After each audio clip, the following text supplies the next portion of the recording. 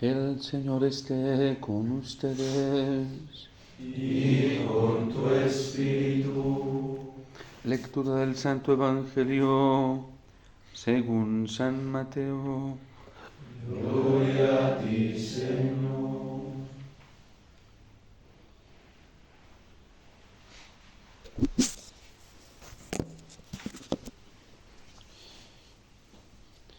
En aquel momento se acercaron los discípulos a Jesús y le preguntaron: ¿quién es el mayor en el reino de los cielos? Él llamó a un niño, lo puso en medio y dijo: en verdad les digo que si no se convierten y se hacen como niños, no entrarán en el reino de los cielos.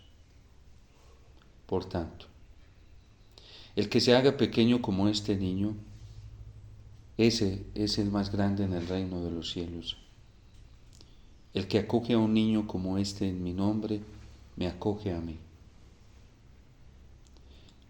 Cuidado con despreciar a uno de estos pequeños, porque les digo que sus ángeles están viendo siempre en los cielos el rostro de mi Padre Celestial. ¿Qué les parece? Supongan que un hombre tiene 100 ovejas. Si una se le pierde, no deja las 99 en los montes y va en busca de la perdida. Y si la encuentra, en verdad les digo que se alegra más por ella que por las 99 que no se habían extraviado. Igualmente, no es voluntad de su Padre que está en el cielo que se pierda ni uno solo de estos pequeños. Palabra del Señor. Gloria a ti, Señor Jesús.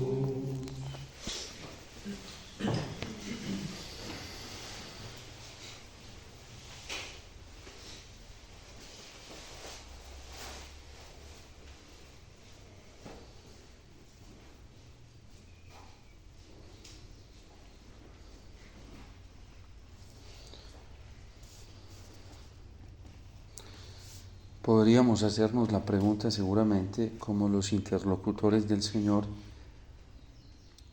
de cómo poder llegar a esa estatura de la niñez que Él está poniendo como ejemplo y que pone hoy en el centro, para que quienes lo están escuchando y quienes lo escuchamos nos demos cuenta que esa es la estatura perfecta para el reino de los cielos, la estatura que le gusta a Dios, la estatura que llega a su punto, el punto exacto para poder conquistar el reino de los cielos, para poder ver el reino de los cielos, para poder entrar en él, para ser feliz. La estatura es la conversión, no es otra. Y claramente nos lo dice el Señor: si no se convierten y no se hacen como este niño, no puede entrar al reino de los cielos. ¿Y cómo se da esa conversión? ¿Cómo se realiza? Dos palabras muy importantes que nos trae el Catecismo de la Iglesia Católica, recogiendo toda la tradición existente y todo el magisterio existente cuando habla del anuncio del reino de los cielos en el ministerio público de la vida de Cristo. La sencillez y la humildad. Es la sencillez y la humildad que tiene Ezequiel para comerse ese rollo. Es la sencillez y la humildad que tiene Juan, quien tiene la visión del Apocalipsis, para comerse un rollo. Incluso el Señor con él es más claro y más contundente. Te sabrá dulce como la miel, pero cuando te llegue a las entrañas, lo sentirás amargo. ¿Y qué tiene ese libro? Que es la palabra del Señor, toda la Sagrada Escritura, la ley de Moisés, los profetas, los salmos. ¿Qué contiene ese libro? contiene amenazas. De parte de un Dios que es amor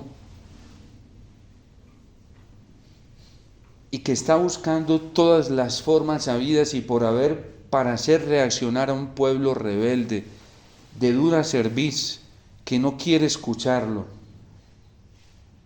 que lo está entendiendo mal, que lo está interpretando mal, y que así como está entendiendo de mal y está interpretando mal su palabra, la está enseñando. Y por eso le advierte al profeta cuando lo llama: te envío a un pueblo de dura cerviz.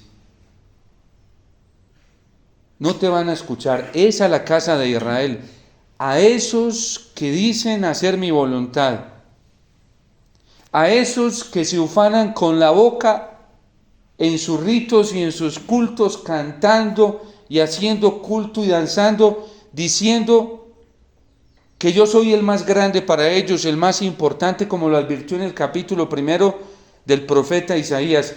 Ya no quiero más esas fiestas, no quiero más esas solemnidades, no quiero más esos novilumios, porque con la boca dicen una cosa, pero en el corazón sienten otra muy diferente por mí. Y es un pueblo de dura cerviz y es un pueblo rebelde, o como lo hizo Cristo al venir entre los suyos, cuando predicaba en las sinagogas a sus hermanos judíos y a los mismos jefes, y les decía: hipócritas, porque dicen una cosa y dentro viven de otra manera. Fue un pueblo que por esa dureza de corazón y por no aceptar las amenazas, los ayes y las lamentaciones de parte de un Dios que se siente adolorido por la obstinación de su pueblo, comienzan a interpretar mal la palabra, a estudiar para poder interpretarla mal y enseñarla mal. Y unas palabras tan sencillas del Señor que simplemente estaban llamando a la conversión, a la estatura del reino de los cielos, a la estatura de la vida eterna, a la estatura de la felicidad, la convirtieron en una cantidad de volúmenes inleíbles, inaprendibles, irrecordables, más de 1300 y punta de preceptos, normas y prohibiciones tenía el pueblo judío. 670 y punta de leyes, más otras 300 o 400 y punta de normas, más otras no sé cuántas casuísticas de prohibiciones. ¿Y qué vino el Señor a decir? No fue eso lo que yo quise decir. Eso lo están interpretando mal ellos y lo están enseñando mal ellos. Y por eso tú, hijo de hombre, le dice a Ezequiel, te vas a comer el libro como está. Y él se lo comió y dice que tenía amenazas, tenía ayes y tenía lamentaciones. La estatura de la conversión nos podemos dar cuenta que ya estamos llegando a ella cuando la alegría nuestra sean los preceptos del Señor. Cuando el entusiasmo, la pasión se nos encienda por la palabra del Señor y por sus mandamientos. Cuando el corazón esté alegre y feliz cada mañana por levantarse a cumplir los mandamientos del Señor, a vivir como Él quiere. Mi alegría es el camino de tus preceptos, más que todas las riquezas. Cuando haya menos afán en nuestro corazón por los bienes temporales, por los bienes materiales, y más amor y deseo por la vida eterna, por la salvación eterna. Quiere decir que ya el corazón está alcanzando la estatura de la pequeñez. Cuando los preceptos del Señor sean nuestra delicia, no otras cosas. El placer que sintamos en nuestro cuerpo, como dice el salmista: oh Dios, tú eres mi Dios, por ti madrugo, mi carne tiene ansia de ti. y no por los placeres de este mundo. Sobre todo los que más están pervirtiendo a las almas, que son los de la carne, los afectivos y los sexuales. Cuando la apetencia sexual no está orientada a Dios, el ansia de la carne no está orientada a Dios, sino a los bienes de este mundo, válgame Dios. Porque entonces no estamos suspirando y anhelando la estatura de la felicidad verdadera y del reino de los cielos. Tus preceptos son mi delicia, tus enseñanzas son mis consejeros. Cuando nuestros consejeros no sean los seres humanos, sino las palabras del Señor. Cuando cada día y cada mañana tengamos hambre de escucharlo a Él como consejero y no andar escuchando las fábulas y las leyendas y las novelas y las caricaturas de los hombres. Incluso dentro de la iglesia hay muchas de esas caricaturas, leyendas, fábulas y mitos con nombre de teología, o espiritual, o moral, o pastoral, o dogmática. San Francisco de Asís no necesitó nada de eso. De hecho, sufrió mucho cuando sus frailes se comenzaron a empeñar y a ansiar esas caricaturas de este mundo. Tanta literatura teológica y menos literatura evangélica. Sufrió mucho el santo por eso. Porque tus enseñanzas son mis consejeros. ¿Cómo vibramos cuando tenemos cada día contacto con la palabra del Señor? Como lo hacían las primitivas comunidades a través de la Lectio Divina, que ha sido una práctica tradicional de la Iglesia durante 20 siglos. Y no para ver qué le dice a los demás, para ver cómo zamarreo y cómo voy y maltrato a los demás, sino a mí de manera personal, como a Ezequiel, que se come él ese rollo. Más estimo yo la ley de tu boca que miles de monedas de oro y plata. ¿A cuántos el deseo de que amanezca se les constituye en un deseo de plata, de éxito mundano, de éxito temporal y no de cielo, y no de vida eterna? Y a ver cómo se vuelve más famoso, se vuelve más poderoso, se vuelve más adinerado en este mundo. ¿Cuántos hombres y mujeres han abandonado, por ejemplo, esposos, el hogar, por buscar estas monedas de oro y plata? ¿Cuántas esposas han abandonado la educación de sus hijos y se les ha convertido más prioritario ir a buscar bienes materiales para sostener el hogar, como si eso sostuviera el hogar? Tus preceptos son mi herencia perpetua, la alegría de mi corazón. El Señor no está en contra del progreso material ni económico, pero le dice, sobre todo a los laicos, no a nosotros los religiosos y los sacerdotes, no nos compete eso no es tarea nuestra en la iglesia, pero a los laicos sí, les pide que transformen y utilicen esos bienes materiales y trabajen para el progreso material teniendo su corazón en el cielo. Jamás a un laico le pide el Señor que mire el progreso y el desarrollo económico como un fin, porque ese no es su fin. Que más bien utilice ese instrumento para llegar al fin, que es el cielo, que es la vida eterna. Tus preceptos son mi herencia perpetua, la alegría de mi corazón. Abro la boca y respiro, ansiando tus mandamientos. Cuando nuestro corazón esté así como lo describe hoy el Salmo 118, quiere decir que ya somos de esos pequeños que Jesús va poniendo en el centro y que el Padre va poniendo en el centro, cuando nuestro anhelo sea el Señor, sea la vida eterna, sea el cielo. Si todavía no sentimos así, quiere decir que nuestro corazón se parece al de Israel, un pueblo de dura cerviz.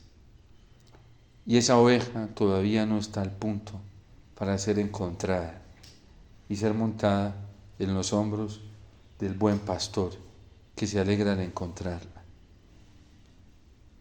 Es claro el Evangelio, el capítulo 18. De hecho, siguen el versículo 6, que no lo trae acá el texto que nos propone la liturgia, y dice: cuídense de escandalizar a uno de estos pequeños. ¿De cuáles? De los que le están haciendo caso al Señor, de los que se están guiando por la palabra. Cuidado con escandalizarlos, porque hay gente muy especialista en la iglesia en eso. Ven a una prostituta que se quiere convertir y a decir: usted es demasiado prostituta, usted ha cometido demasiados errores. Ven a una prostituta que quiere buscar en el Señor la salida para su vida y comienza a buscar al Señor, y algunos dentro de la iglesia hasta les ponen trancas para que no lo hagan. Pobres, porque si está buscando al Señor, si la oveja perdida quiere dejarse encontrar, y un ladrón que ya está cansado de estar robando y de seguir en esa injusticia, y comienza a buscar en la Eucaristía, en el Santísimo, en la palabra del Señor, la salida para solucionar su problema, dicen: deje de ser fanático. Así no es.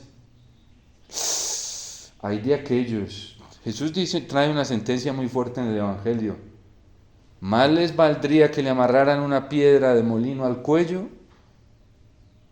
y los arrojarse en el mar. Hay de aquellos que dan escándalo,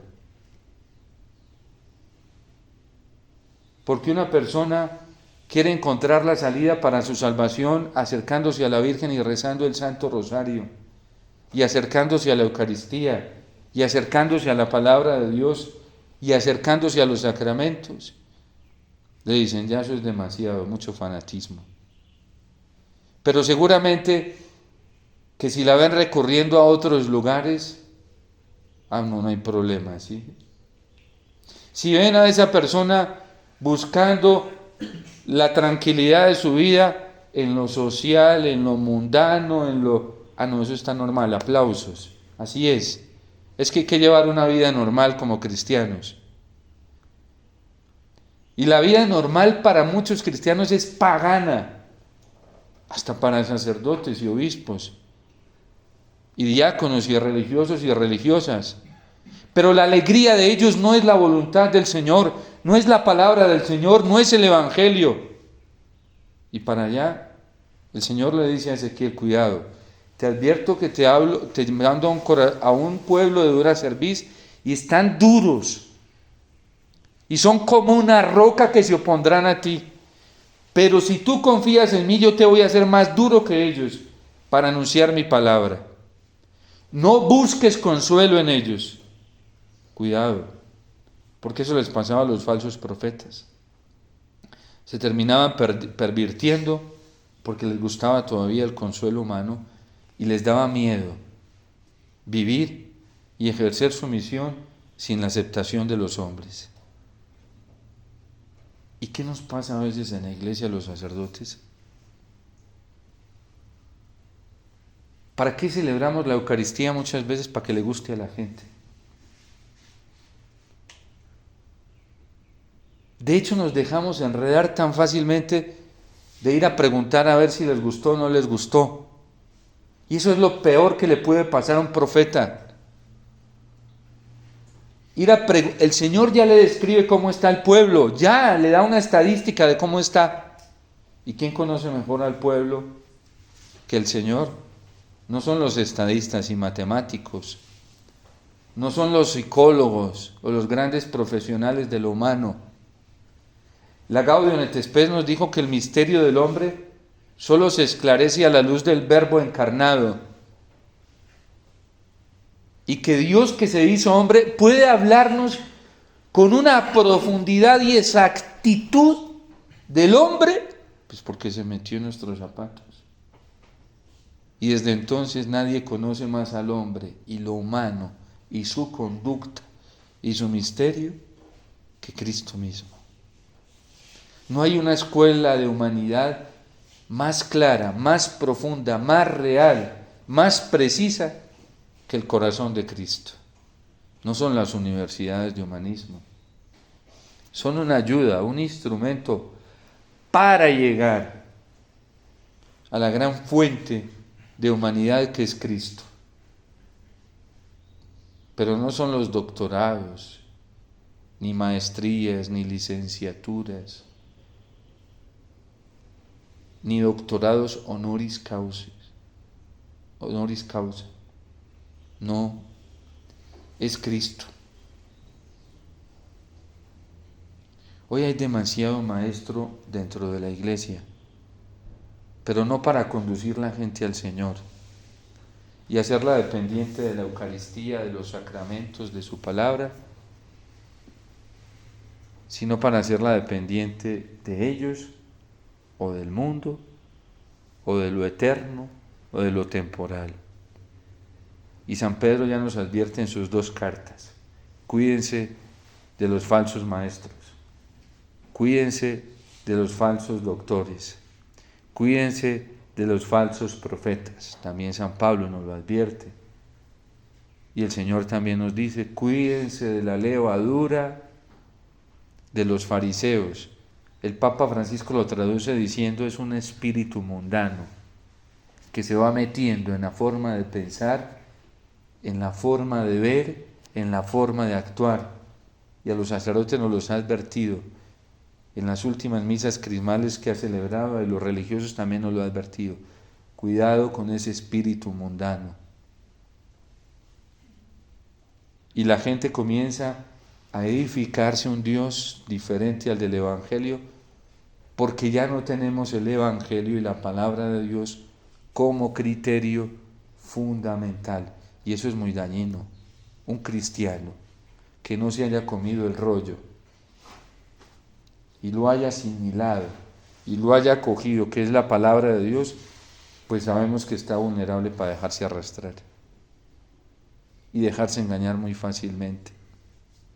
Un católico que hoy no conozca el catecismo de la iglesia, su contenido, no el libro, pues tener un libro y conocerlo y tocarlo, eso no sirve de nada.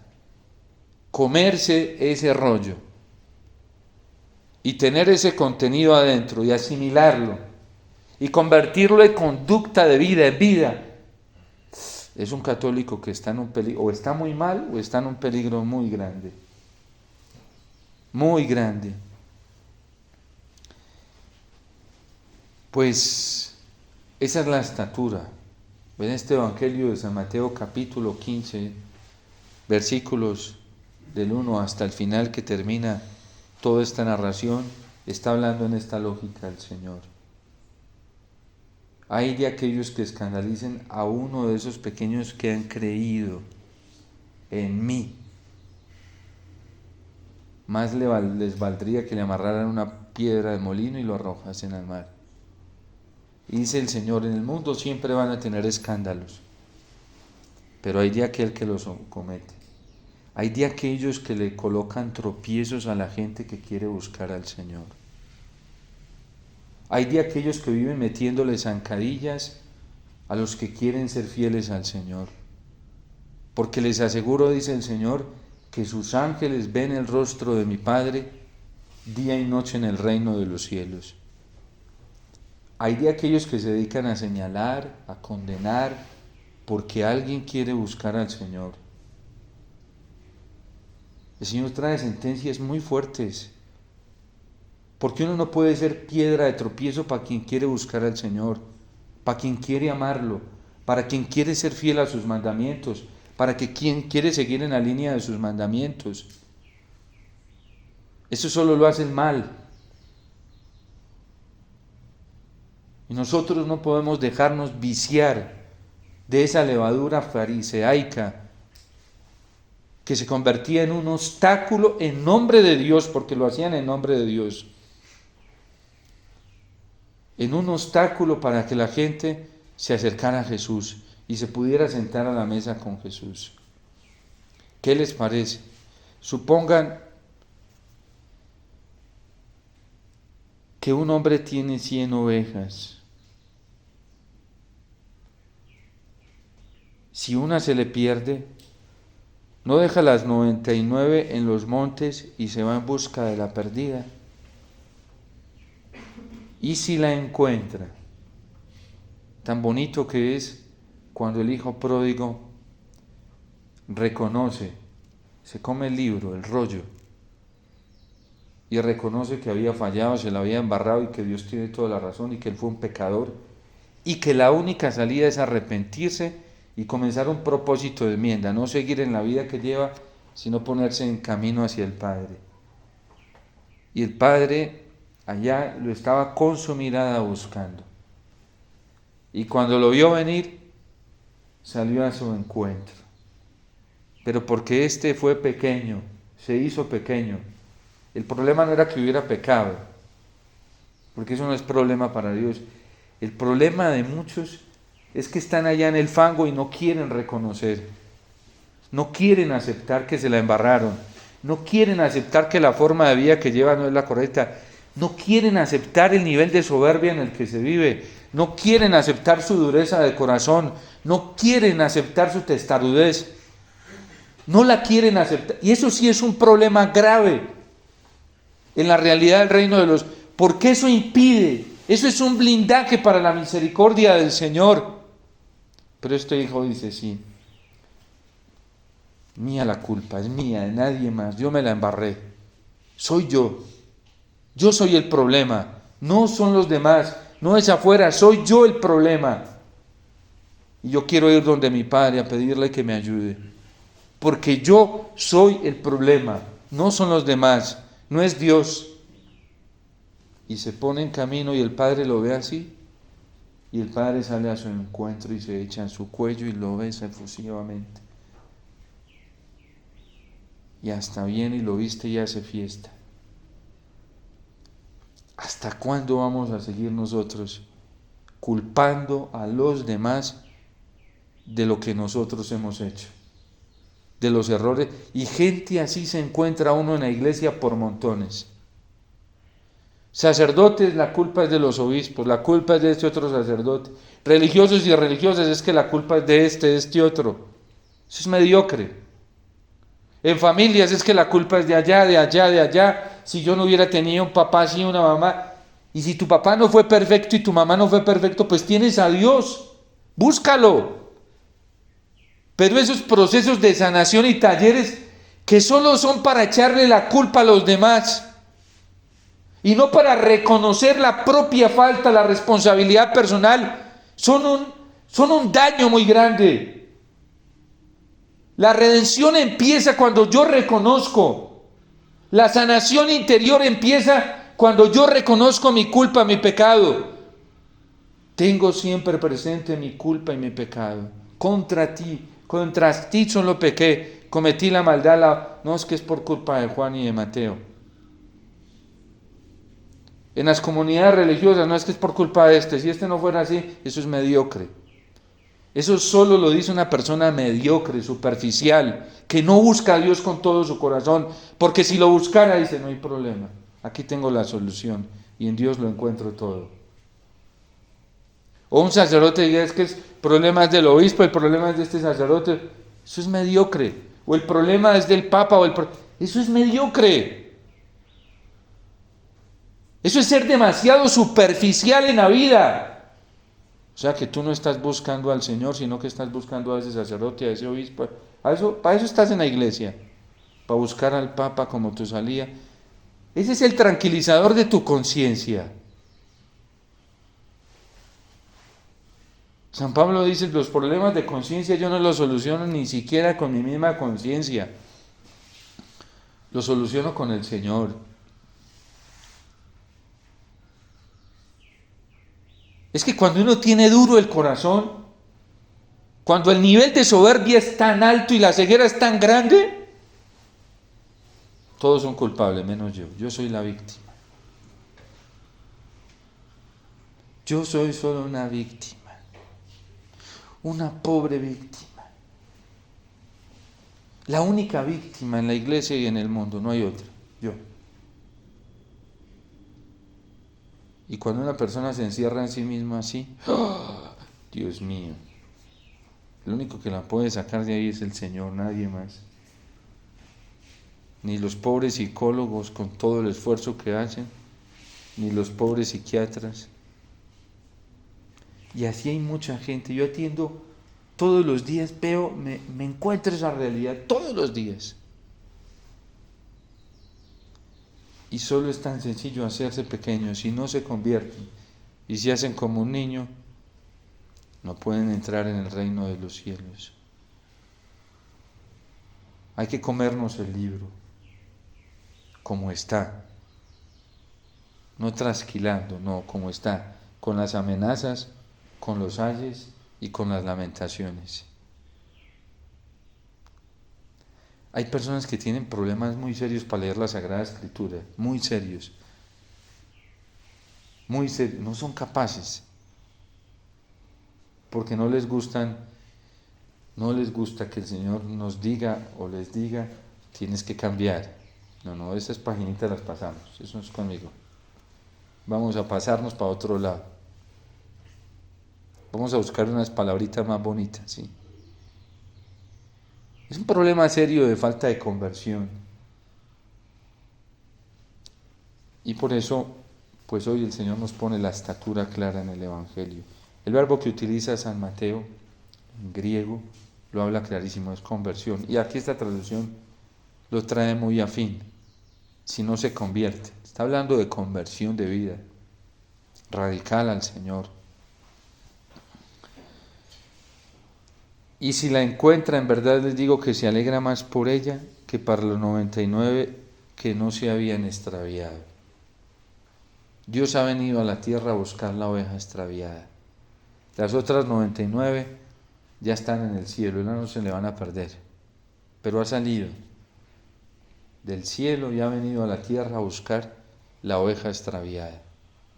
Y ojalá nosotros las ovejas nos demos cuenta que estamos extraviados y que necesitamos encontrar rápidamente al pastor.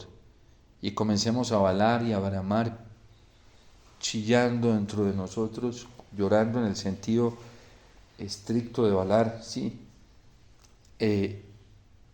pidiéndole al pastor a balar bien fuerte para que nuestro pastor se dé cuenta dónde estamos y que estamos necesitados, a clamar.